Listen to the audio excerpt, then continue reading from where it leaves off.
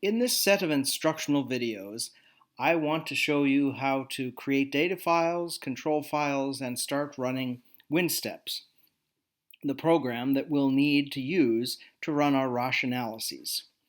You can create your data files directly in any text editor or in a word processor, but I suggest, especially when you have large data sets, it is often easiest to enter them into Excel, because Excel can help you maintain your columns and notate missing data. So let's begin. The first step is simply to open up a new Excel file. We're going to set up our data in rows and columns. Each row will be dedicated to a respondent. Each column will include a particular item. In our example, there are 5 items in our instrument, and I'm now going to label them as item 1, 2, 3, 4, and 5. So we'll start in the second column. Item 1, and you'll notice I can't type. Item 2, item 3, item 4, and item 5. Voila, we have our 5 items. Okay?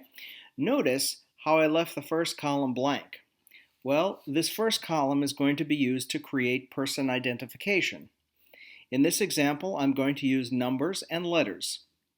You can use anything you want to, including names. My numbers will represent an ID number for each person, and the letters I will be using B and G will represent boys and girls. We're not going to use that boy and girl information or any demographic information immediately, but later, when you're running WinSteps, you may find it easy to create things like virtual t-tests if you build in such demographics. Okay, so let's put our information about our persons in the first column. Person 100 is a girl. Person 101 is also a girl. Person 102, a boy. 103, a boy. 104, a boy. And 105, a girl. And there we have all our persons. Okay, notice how I used ID numbers in the hundreds when I only actually had 6 respondents. When using WinSteps, it will be very important to maintain a rectangle associated with our data. So if I had started at 1 and then went to 20, for example, the first 9 respondents would only have 1-digit columns for their IDs, while the second would require 2 columns. You see, Excel drops leading zeros unless we specify that those fields are text. So, as a result, I started with 100. This allows me to enter 899 respondents using 3 characters. That's more than most people have in their sample. But if you have over 1,000 respondents, well, then you may wish to start with an ID of 1,000. Maintaining the rectangle is critical. Okay, so now I'm going to enter the data as the individuals entered it on their instrument. We used a 4-point rating scale, 1, 2, 3, and 4, and entered it as such. These are the actual ratings that the persons included on their forms.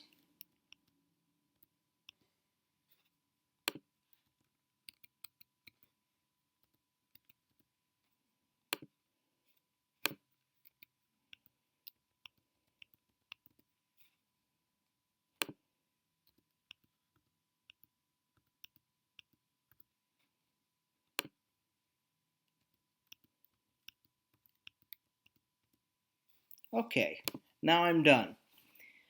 You may have noticed that when I typed in the ratings for person 102 and the ratings for person 104, that there were some spaces left over. These indicate that the respondent failed to answer several items on this instrument. So person 102 did not respond to items 2 or 3, and person 104 did not respond to item 4. I can indicate this in my Excel file in one of two ways. You can, for example, say use a code 9. 9 is an easily identifiable or recognizable figure, and you can use a 9. But I prefer to leave these spaces blank. The reason is that when we save it to the file where we'll need to pull it into WinSteps, it will be vastly easier for you to see these missing data points with a blank space as opposed to a digit. You can decide to enter your data with a digit that's not used or with a blank space. It's entirely up to you. I just happen to find this way more useful.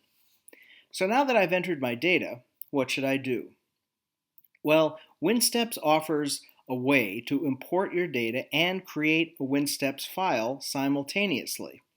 However, in this class, we'll be creating our files from scratch. This is not because I'm a Luddite, but rather because I have experienced students and faculty using this importation process only to wind up in trouble. Line breaks don't always happen as planned, something else is out of place, and ultimately the file fails to run. They then spend hours looking for a solution.